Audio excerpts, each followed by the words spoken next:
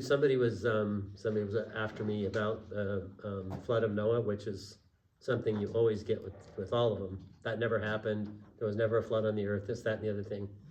But the guy came across and he said, so you believe in some 900-year-old man that gathered 3 million animals onto a boat? And I thought, did you even read the story? Did you even pay any attention to it whatsoever? No, it was 600 when he built the ark. And there's the kinds of animals, there's 1,400, little over 1,400 different kinds of animals.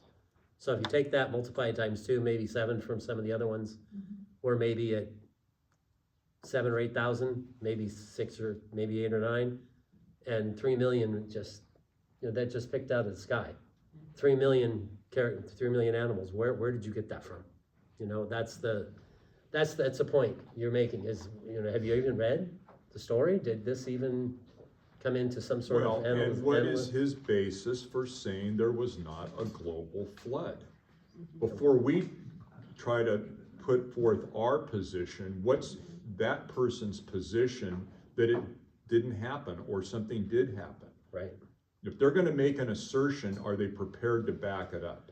And almost all the time they're not. Right. Yeah. They'll say there's not enough water to do the flood. I've heard that excuse. The fact that they say there's no historical evidence for it, which is, as we'll go through today, that's not true. The people of the time were talking about it a lot. Right. And really the fact that even in just the realm of science, all of them believed that there was a global flood. There was a time when the earth was underwater. Even the secular scientists think that because of the fossil evidence, because there's fish bones in the Himalayas, saltwater fish bones in the Himalayas, and they believe it happened. The only argument we really have is when. When did it happen? Right, and I think with any kind of scientific assertion that's made, back to the question thing, what investigation did you make into whether or not there was a global flood? Mm-hmm. Tell me about the investigation that you conducted into this. Yeah.